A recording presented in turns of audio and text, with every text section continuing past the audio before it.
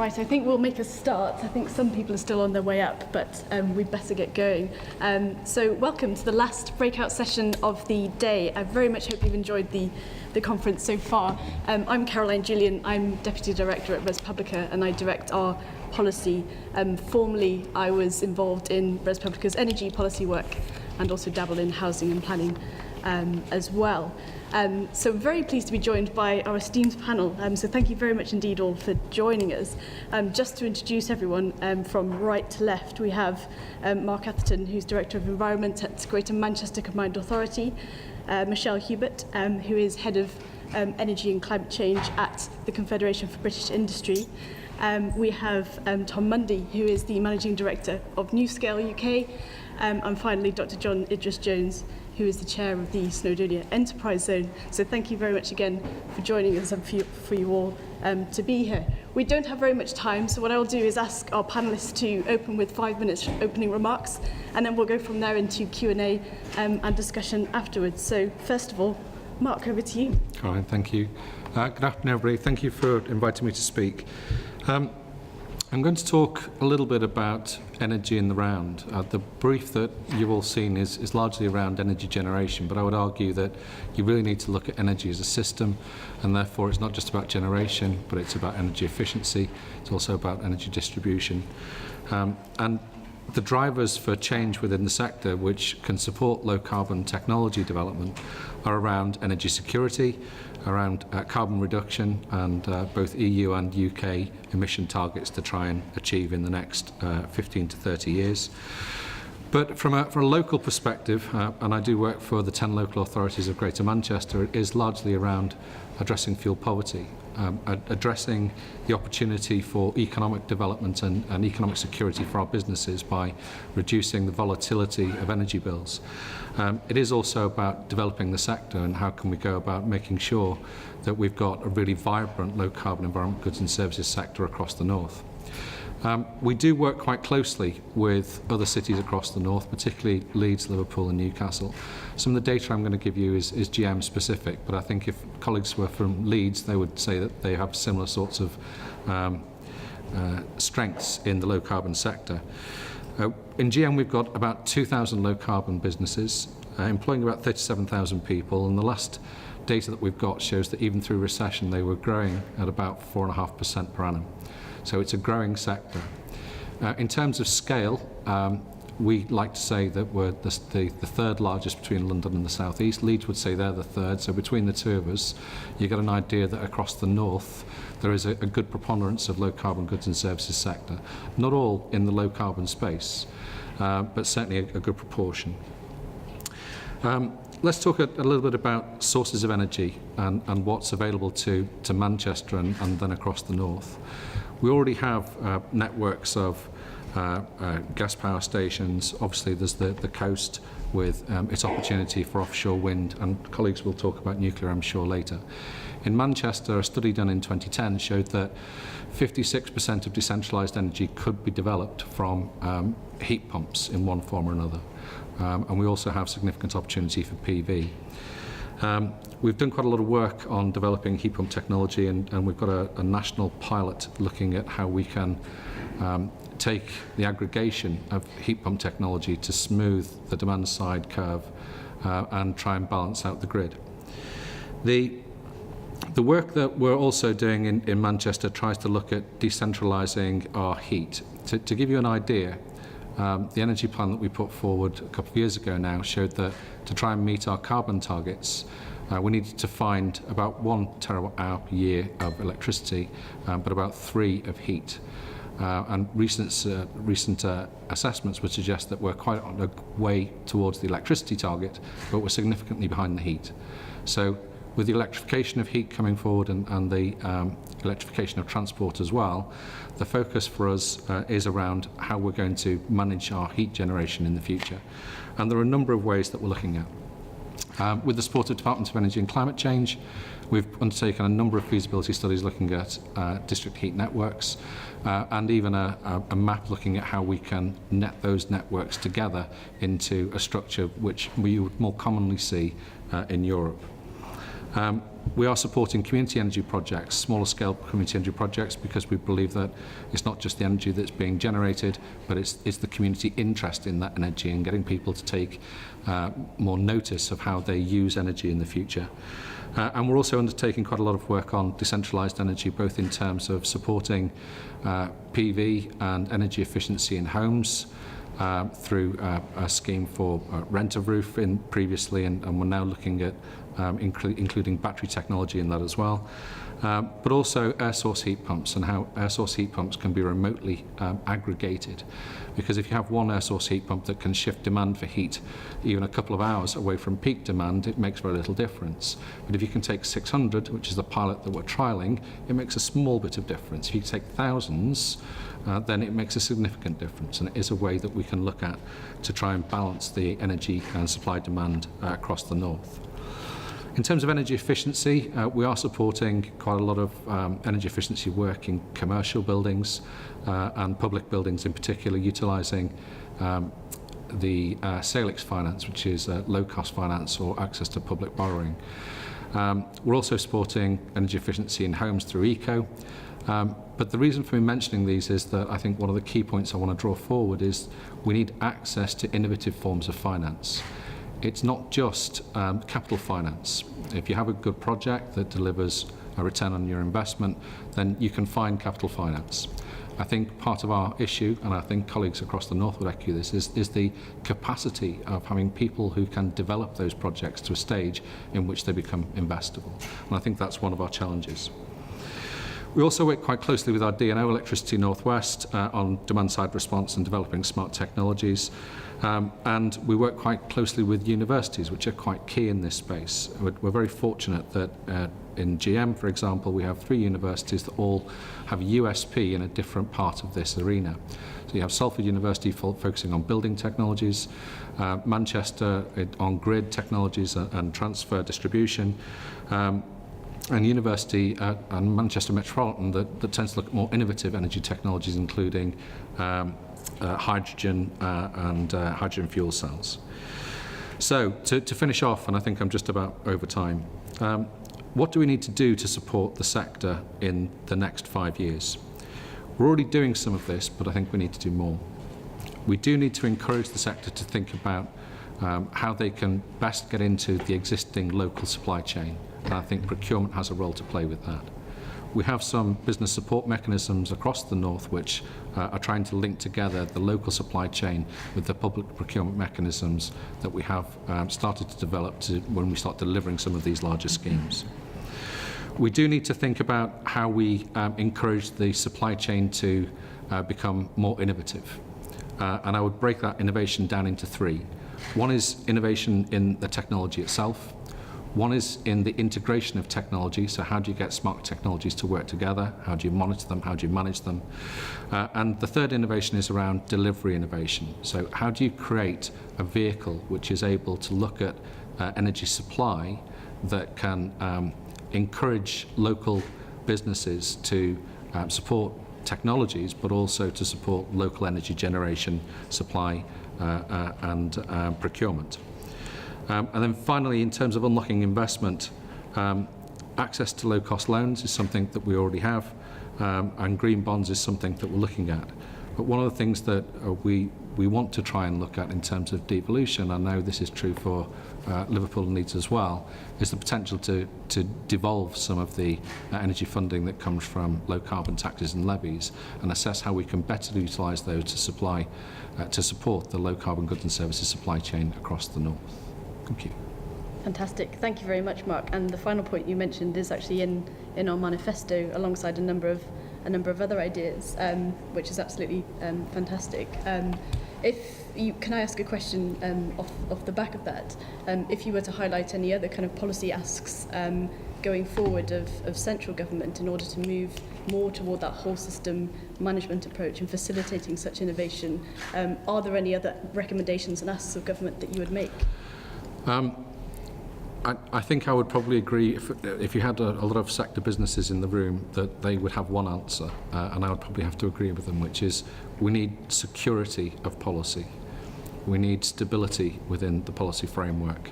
What businesses don't do well on is trying to figure out how policies may change sometimes quite quickly, which can reduce the viability of a market, even if it's for a short period of time. The reduction in feed-in tariff, I would probably cite as an example. That's not to say that changes shouldn't happen. It's just that if they are going to happen, they need to be broadcast way in advance to give the businesses a chance to react. But I would say security of policy, and I think you asked previously, what do we need devolved in terms of policy? And it's not so much actually that we need policy devolved. There's very little that stops local authorities implementing some of the things that we're already trying to do.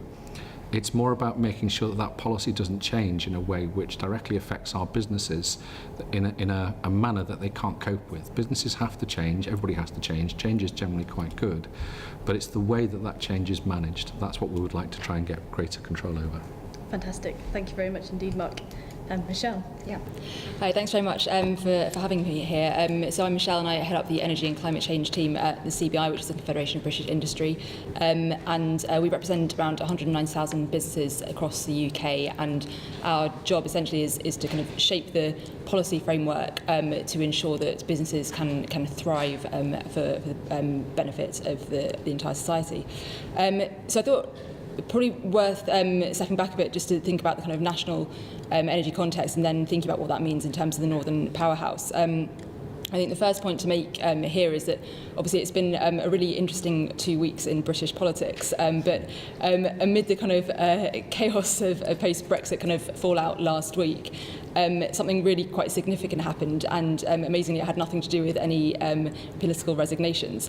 But it was the fact that the fifth carbon budget was signed into law, which commits the UK government to a 57% reduction in emissions by 2030. And I think that's really significant because it actually demonstrates that despite the new challenges that we are now facing as a country, the government has said that it does remain absolutely committed to the UK's low-carbon transition. And I think just speaking to that point about certainty, I think that is really important in terms of building that confidence and that long-term certainty among the business community. But of course, at the same time, we obviously have those more immediate challenges in terms of needing to keep the lights on, so keeping that security of supply and keeping energy costs manageable. And I think those are two crucial points for CBI members up and down the country. But of course, in the northern regions, we've got home to a lot of the energy-intensive industries such as chemicals and cement, where they are facing very high electricity costs compared to their European competitors. 80% higher than the European average is the figure that we've got most recently. So, and there is a kind of question there about what that means in terms of competitiveness. But now that we have that 2030 target in place, the government has to, by law, produce a plan in order to reach it.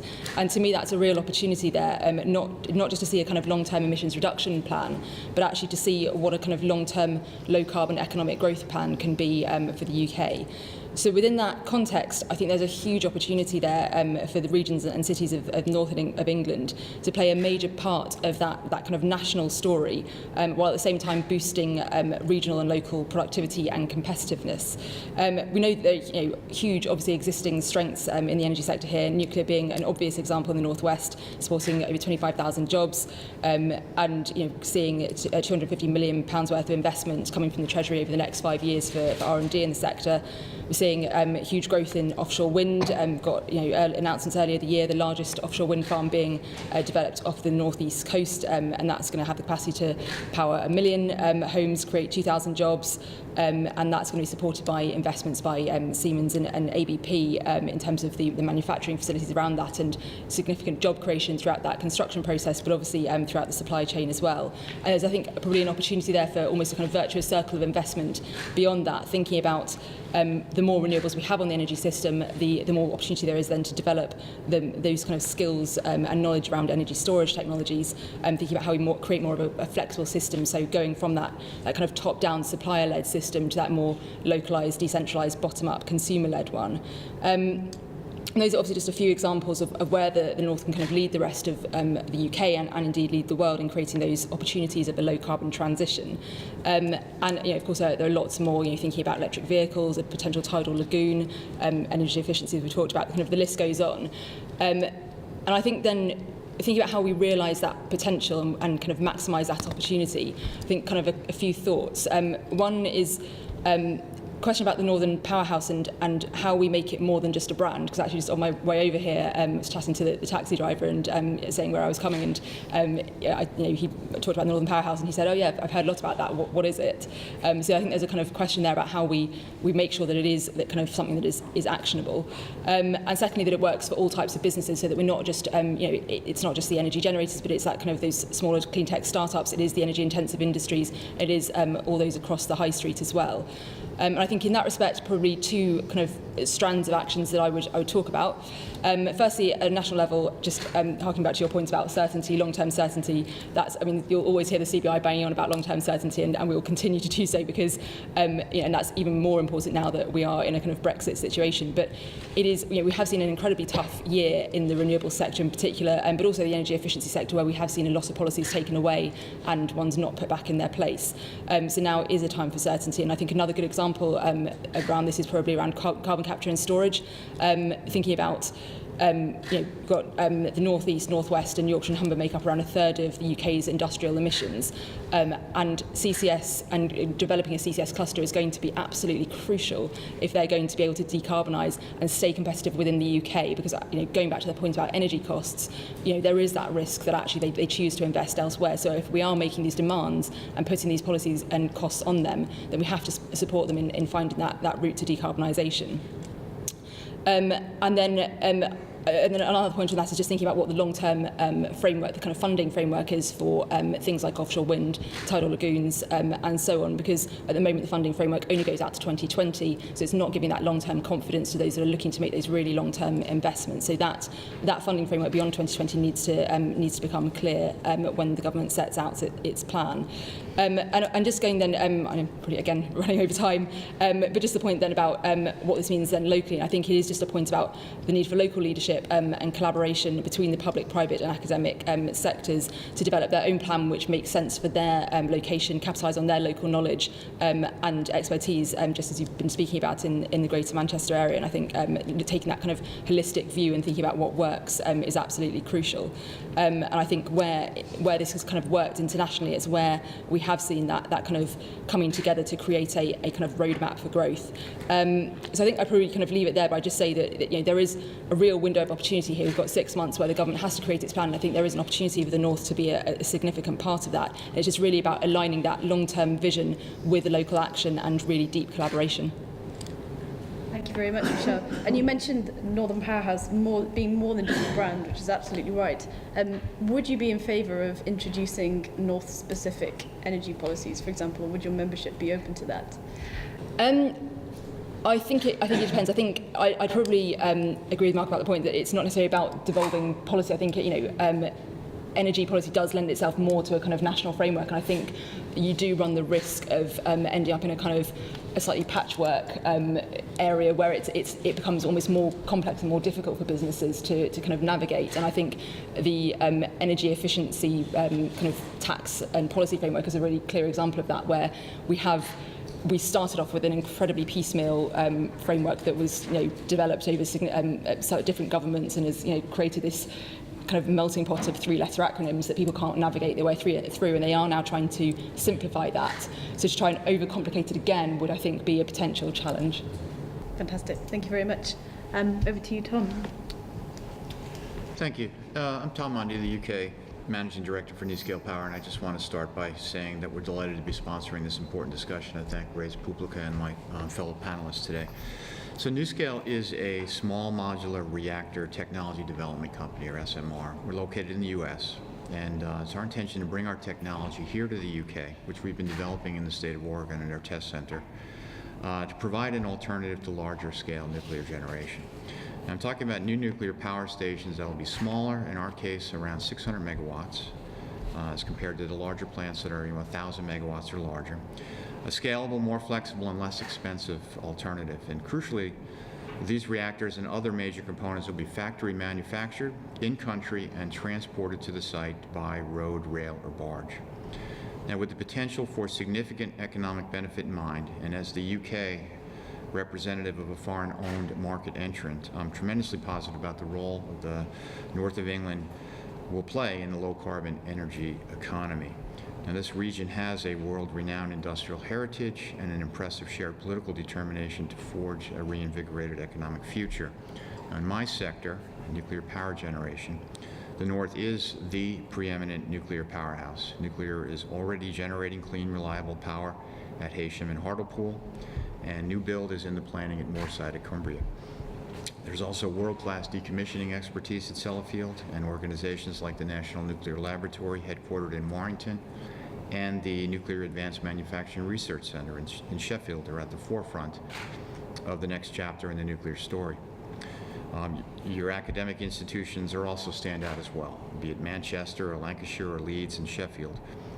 In fact, NuScale is proud to be sponsoring a group of Sheffield University undergraduates this summer as interns at our test center in Oregon, and which we expect that the start of this program will be the engineering talent pipeline that'll support our UK program efforts here. And there's investment underway in the wider energy sector in the North, such as Siemens, Centrica, and Dong in the renewable sector, and in the gas-fired power generation at Carrington that's not very far from here. For NuScale, the importance of the North to our ambition is to partner with the UK is twofold. First, to play a part in the fabrication of the reactor and other major components associated with our technology. We have a well-advanced technology design, but we are not a manufacturer. We have no manufacturing base. So we cannot and will not see our SMRs built in the UK without significant partnership across nuclear engineering and construction supply chains here in this country. We're increasingly confident that the British industry has the necessary skills and capability that could be harnessed to build an SMR industry. This has the potential to provide employment opportunities and wealth creation across the North. And it's just not about deployment here in the UK, but we're talking about, at least in the context of our program, for export into Europe from the UK, the Middle East, and potentially elsewhere. Now, I'm delighted to announce today that our latest partnership, and that is with Sheffield Forge Masters, and they'll be undertaking a demonstration forging of a portion of our reactor vessel, a crucially important piece of work that will inform our design, finalization, and fabrication activities for our program, both here in the UK and the US. And we're looking forward to welcoming more than 100 companies to our first UK Supplier Day in Sheffield next week.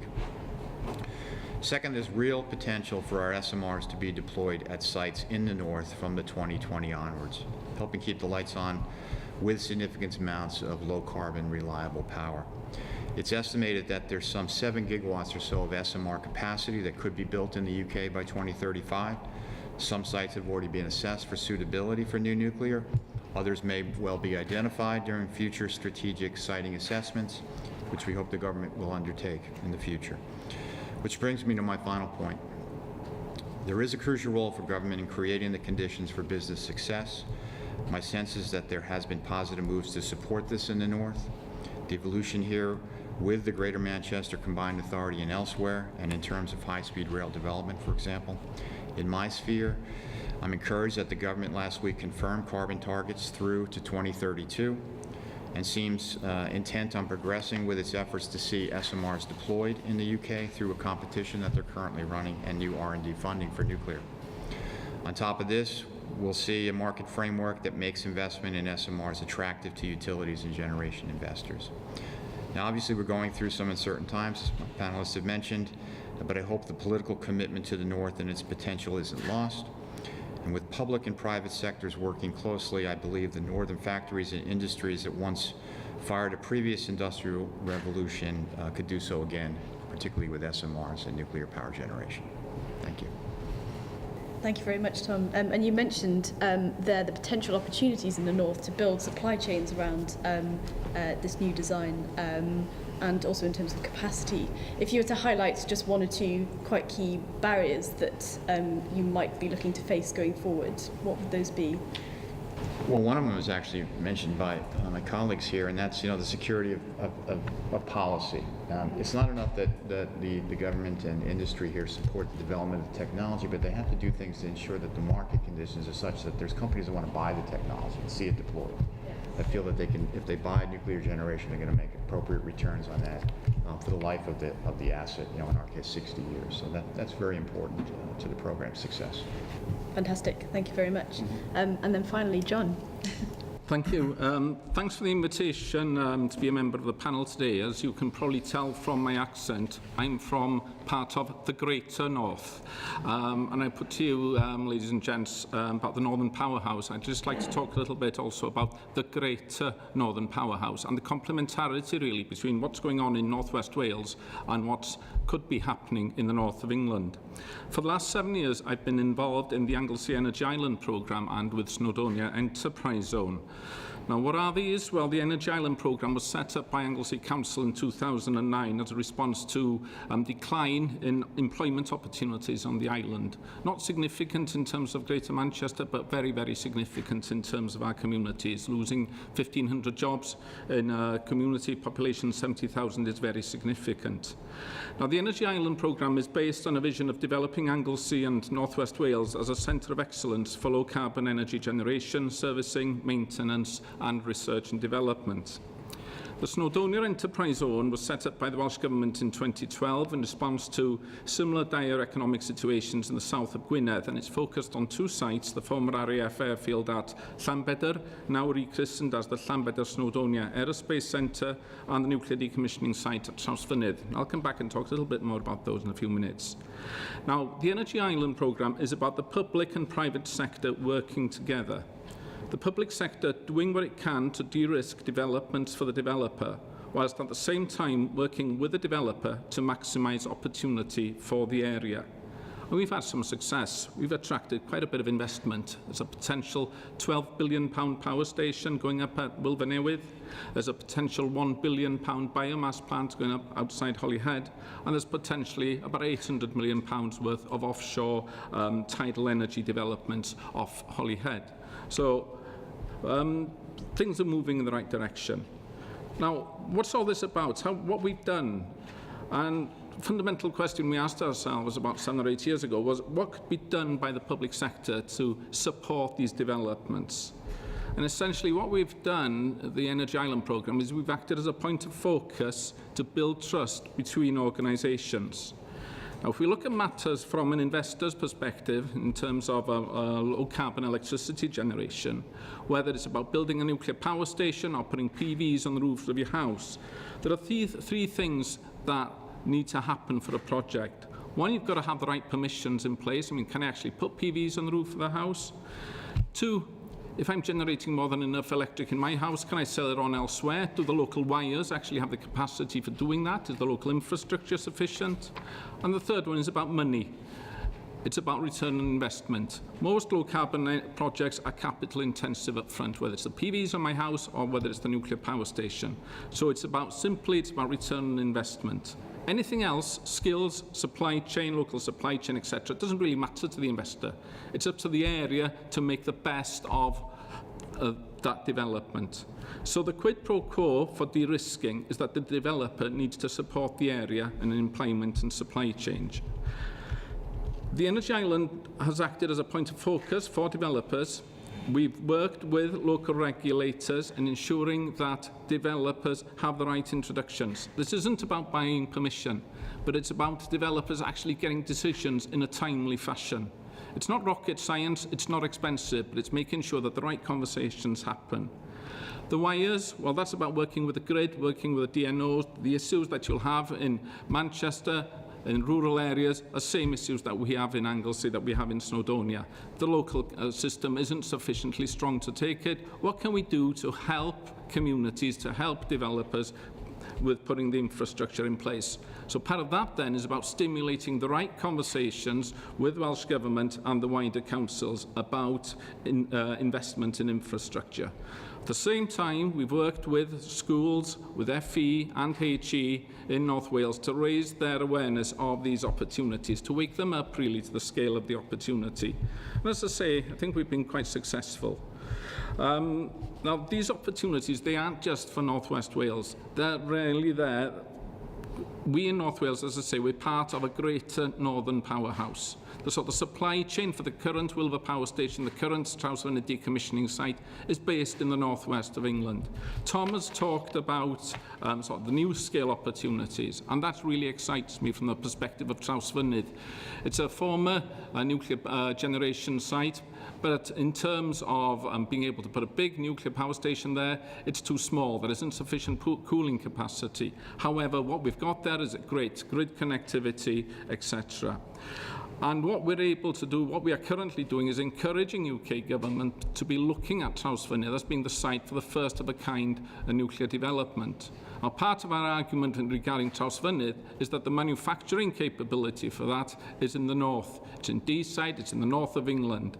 The expertise, the science expertise, it's in the National Nuclear Labs. Where are those based? Warrington, Sheffield Forgemasters, the National Advanced Manufacturing Research Centre for Nuclear. It's there. So it's about not just low-carbon electricity generation, but it's about the whole infrastructure for developing a future manufacturing base for these smaller power stations. So it's a great opportunity.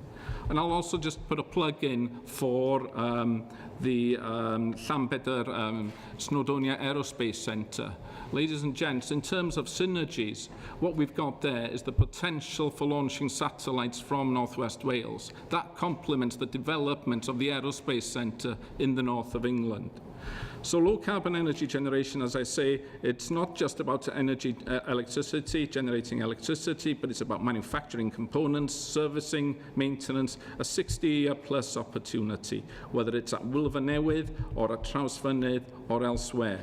We want to attract more low-carbon energy developments into North West Wales, and we will be doing that on the back of the complementary opportunities that there are in the north of England. So we talk about a greater northern powerhouse. I sometimes talk about a greater northern nuclear powerhouse. As the Welsh team motto says, together we're stronger. So, diolch fawr, thank you. Thank you very much indeed, John. So we have about 20 minutes for questions and discussion. So I'll take some questions in rounds of 3, if there are any questions from the floor. So that gentleman there first. This is a personal one. It's not to do with perhaps someone carbon. But there seems to be a tension between the international driver for climate change action and the targets that are being set at a national and international level, and the drivers that are coming through from the northern powerhouse for independent decision making at a regional and local level. And some of the tensions that came through from the European referendum also seem to indicate that people didn't trust large multinational organisations, targets and scientists. There's a big tension there. How do you think we can resolve that, particularly in the light of things like Yorkshire's decision to go for big open cast coal mines, and actually looking at fracking? There does seem to be a degree of tension in all these fault lines. Interesting question. Any other questions that I could put? Yes. Yeah, it says in the literature that a planning commission is just being granted for shale gas extraction into Lancashire. As far as I'm aware, the report to the Secretary of State from the inspection report from July, and the decision is forthcoming. Yes, yes, you're right. I was just asking for clarity, because maybe I missed today's press release or something. Any other questions that I can take? Should we take this too and put them to the panel? Mark, do you want to kick off? Yeah, I'll start off with trying to answer the question around national versus international agreements. I think I was fortunate enough to be at COP in Paris for a couple of days in November. And whilst the media that covered that event, following the event, sort of fluctuated between great, we've got an international deal, but it's not really quite good enough. What was missed, actually, I think, largely in the national media, certainly, was what I would call the rise of the cities. There was a huge agenda that was driven by not just European cities, although Paris did lead quite a lot, but also cities from the United States. And there are a number of agreements floating around, probably I would say too many at the moment, that they're trying to combine at the moment, like Covenant of Mayors, Integrated Covenant of Mayors. There's another one called Under 2 MOU, where it's recognised that because of the shift of people moving towards city living, which will only increase in the next 20 years globally, really where we need to tackle the energy problem and therefore the carbon problem is in our cities. So for me, it is an international issue, but it's an international issue that will be solved by smaller areas working cooperatively to try and find innovative solutions. In terms of the targets, Manchester has a target which exceeds the UK target by quite some way. It's 48% compared to 32%. And I'm not quite sure about Liverpool, but I know Leeds has a similarly challenging target. So you're seeing the cities pushing harder on the agenda. But why? And I think it's going back to where I started. I think cities see the economic risk as well as the global environmental risk that's posed by climate change, as well as some of the economic opportunities. And there is a view, which I know Manchester holds, that if you've got to be at the forefront and you've got to be at the pushing edge of innovation to ensure that your economy and your people get the best opportunity to have a good quality of life or a good business opportunity in the future. So I'm not sure whether I've answered your question properly, but the summary would be I'm not sure I see too much of a national attention between national, international, local targets. But perhaps that's because I'm sitting in a fortunate position of being in a city region that agrees with the national and probably will try to exceed the national and is more in line with the international. My final point would be that I hope that we're getting to the point that we are moving beyond questioning the science of climate change. We can argue, and we should argue, as a society, a global society, about what the right thing to do is, which bits of the right thing to do. But I'm hoping that there are less people who question that we need to take action and urgent action. The scale of that action will depend on a number of different factors, the biggest one being where do we draw our energy sources from in the future and what proponents of those will be low carbon and or zero carbon. And I think that's where we start to get into the second question about fracking.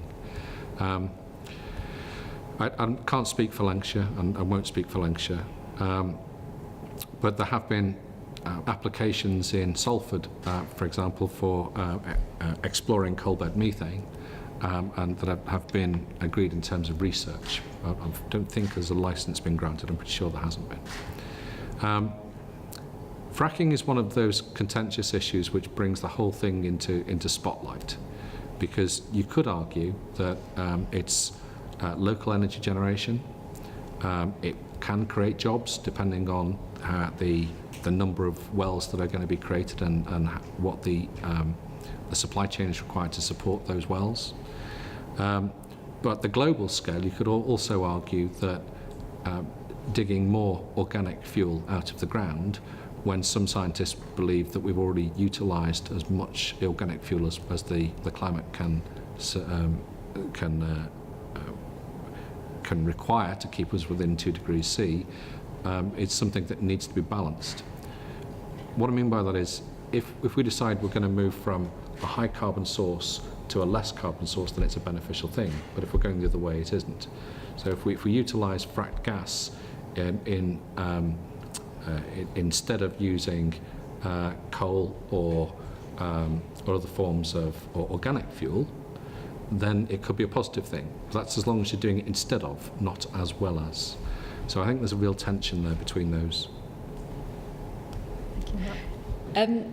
What can I add to that? So I think I think I'd agree on the point about I'm not sure I see a huge tension between kind of international, European, national and local. I think it's actually is of business benefit for there to be alignment, and I think it's often a kind of a view that it kind of starts with an international agreement and then we talk about Europe and then we talk about the UK and so on. But actually UK's always been relatively progressive on these things, and we had the Climate Change Act. We were kind of first movers, first in the world to have the Climate Change Act. Businesses really supported that because it gave that kind of long-term view, and it was the UK then kind of really acting proactively within the European Union to ensure that it had a target of 40% by 2030, which aligned with the UK Climate Change Act and played its part in order to ensure the European Union got the great deal in Paris. So it's actually almost kind of, I see it as a kind of a bottom-up approach, which I think the UK and the European Union played a really strong role in getting that agreement, and that's to everyone's benefit, because one of the key challenges, obviously, as we know, is international competitiveness, and we want a level playing field. We want everyone to be on that kind of same page, and obviously that's one of the things that needs to be considered now that we're in a slightly different situation. So yeah, I mean, I think, and in terms of where the kind of regions and cities fit into that, I agree. I think it's interesting as well that it kind of, it's almost the lower you go, the kind of more ambition there is, and it is that kind of bottom-up approach, and that seems to be the way that it works. In terms of tensions between the kind of different sources of energy, I think we'd always take the view that security of supply comes through diversity of supply, and actually you do need that balanced energy mix, and it's never going to work to put all your kind of all your eggs in one basket, and you do need that kind of broad portfolio, which does include nuclear, renewables, gas, and hopefully CCS as well. So it is that broad mix that's going to support us. I think, as I say, there are benefits to indigenous resources, whether they are renewable or whether they are gas, and I think it is right that we're exploiting that. So that's probably leave it there. Thank you. Tom, did you want to pick up on any of those points?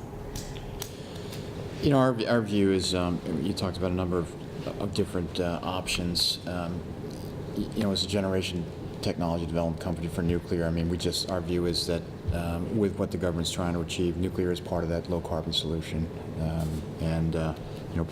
in terms of the SMR technologies, provide a lot of flexibility in being able to site and locate the technology in locations that you may not have considered before, if you're just considering large nuclear, can deal with some of the issues that we're talking about here. So, fantastic. John, do you see a tension between the national, international, and local? I think what strikes me about all of this really is how relevant is it to me at home in my house. And it's relevant to me at home if somebody's told me that there is an issue. And I think what struck me is I'm completely ignorant about what goes on at the other side of the Menai Straits. So I'm being educated a lot today. But what strikes me, when I was hearing you mention coal in Yorkshire and that, and I was thinking to myself, what are the concerns of that community? The concerns of that community are going to be about jobs. There's going to be an investor who wants to make money. For me, the whole climate change agenda, I think, looking at it as a scientist, the blinking things happening. Are we educating our kids sufficiently? Are we educating our communities sufficiently to make them aware of what's going to be happening in the next 40 or 50, 60 years? If we're doing that right, then everything else will follow. Thank you. I can take another round of questions. This gentleman at the front and then gentleman at the back. I'm just asking, you mentioned about international competitiveness. If you look at low carbon strike price, it's been agreed for low carbon technologies, they're 2 to 3 times the market rate. How do you reconcile those two things? Good question. Thank you. And the gentleman at the back. Yeah, we touched on it very briefly about heat and heating, and often heating is the sort of Cinderella story, if you like, where we talk about decarbonisation, that's talking about the electricity first and foremost. So I'm just wondering what you think the options are in terms of decarbonising heat, and what options effectively want to use. Is it district heating, is it hydrogen, is it electric heating, what the options could be? Thank you. Is there another question that I can take as part of this round? Nope. Okay. Mark, you have to kick off again? Yeah. I'll start with heating, if that's okay. So, government predictions are that if we're to meet our targets, we should be electrifying quite a proportion of our heat by about 2050. I wouldn't say total reduction of gas use, but it is a significant move from gas to electricity in certainly our domestic supply.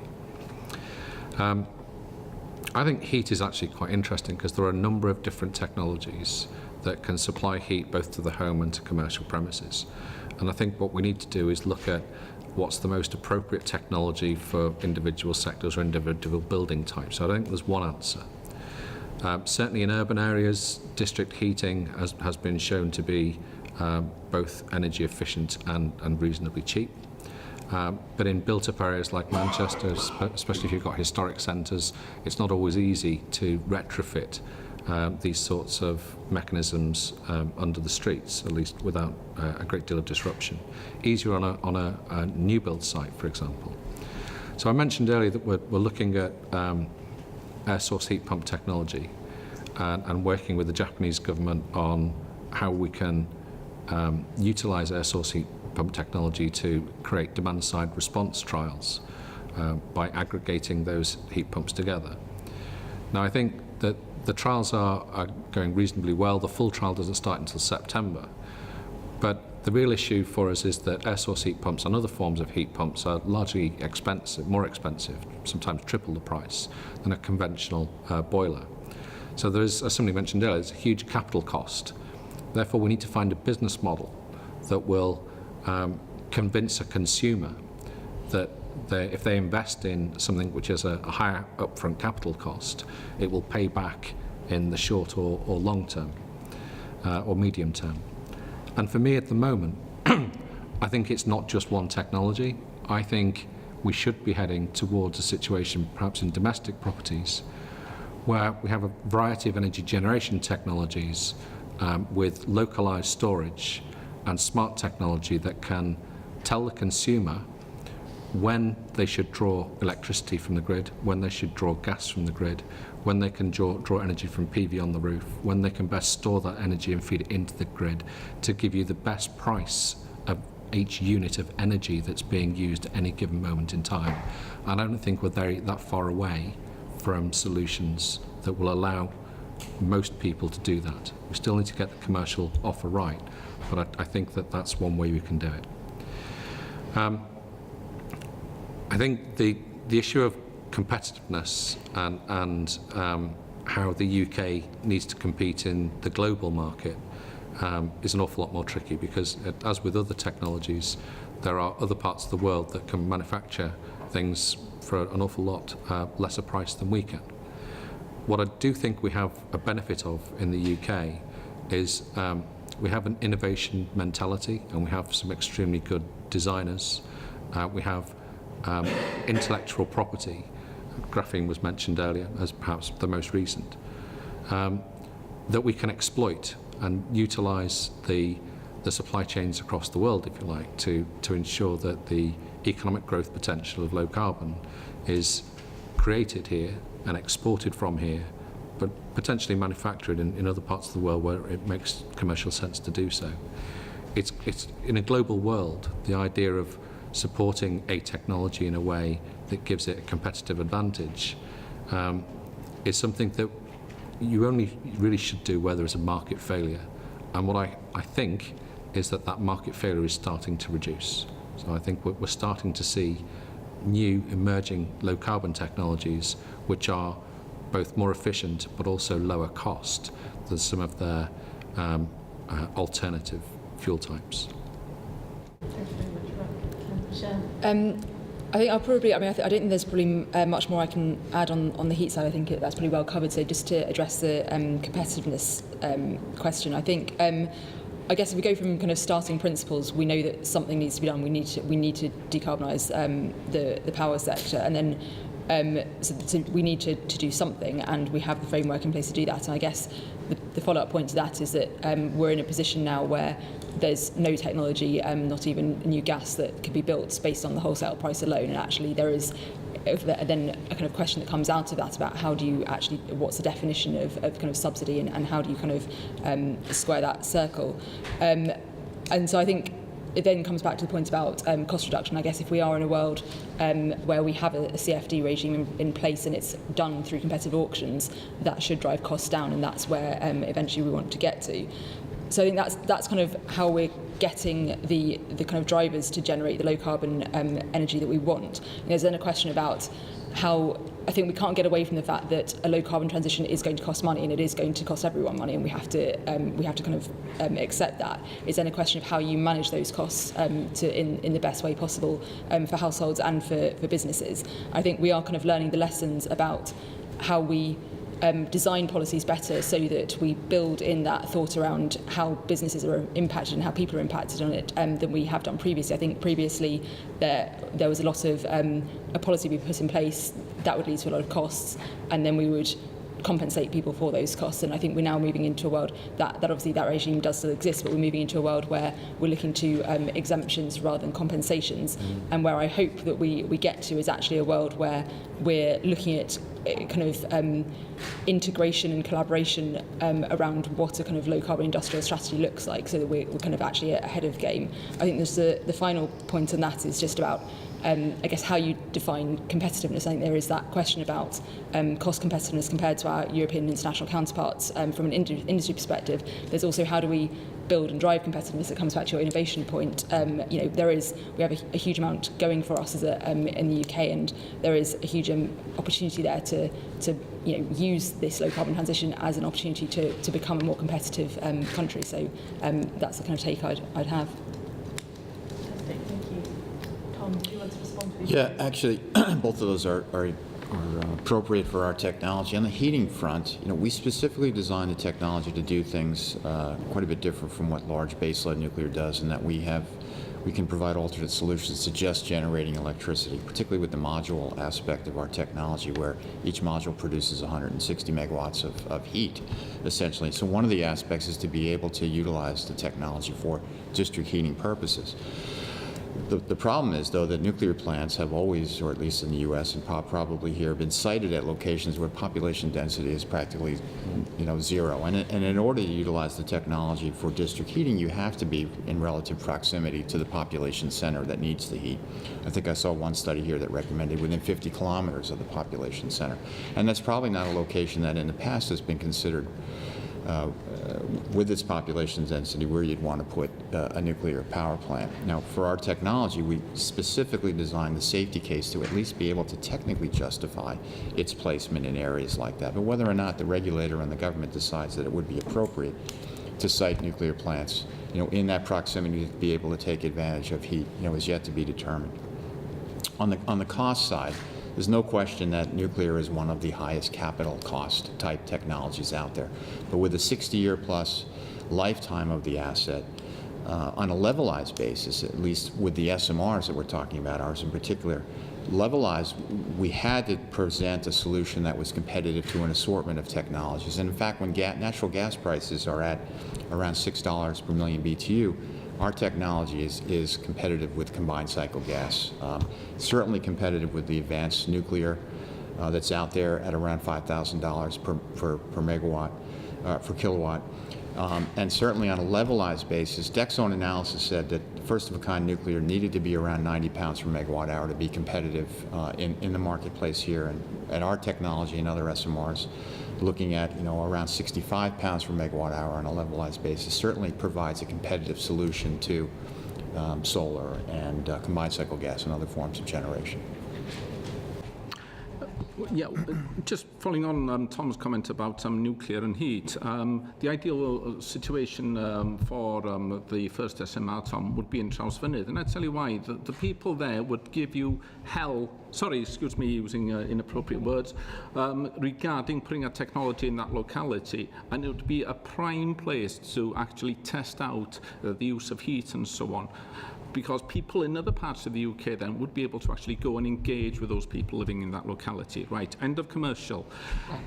Just going back, touching the point regarding the price of electricity. The reason why, ladies and gents, we've got electricity so cheap today is because most of those plants that still operate were built about 30 or 40 years ago.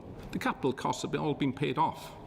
The reason why Hinkley Point is coming in at about £92 per megawatt hour, or wherever bonkers sum, is because the developer and the government agreed that the developer would have their money paid back after 35 years. In year 36, the price of that electricity that the developer will need will be something just to cover the running costs. Now, of that £92 per megawatt hour, The stories that I hear suggest that the capital costs, the interest rate costs and so on associated with that are very, very significant. So I think to myself, is there something here about actually being innovative in terms of how any capital-intensive electricity generation project is actually funded? Rather than having to rely on market rates, can the government actually do something and actually bring the level of interest that these developers have to pay down significantly? That's equally applicable to Tidal Lagoon Power, who want £150 per megawatt hour for generating electricity from that. If they can get their money based on sort of the public sector borrowing rates that the water companies can get, then that price will come down significantly. So it's about financial rules, and I know nothing about that. Thank you very much. Now we're just toward the end of time, but can I ask, just as by way of conclusion, our panellists, our manifesto for the North, if you were to add or endorse one policy recommendation, just one sentence, high-level sentence, what would that be? Mark, sorry, springing this on you. I think I would probably say devolution of taxes and levies. I think that would give us the opportunity to support local businesses and local communities to make the most of our current opportunities for energy supply and demand. Great, thank you. Michelle? I think it would probably be just the addition of a certain policy framework going forward at a national level. Tom? And a very self-serving type of approach, certainly to continue with its support of new nuclear, whether it's large or small, and to work to developing and continue to reinforce the market conditions that result in investment in new nuclear, particularly in small technology like ours. Thank you. John? And I'd be looking for consistent long-term policy frameworks. Fantastic. Thank you very much indeed, and thank you especially to NuScale for supporting this panel this afternoon. Will you all join me in thanking the panel?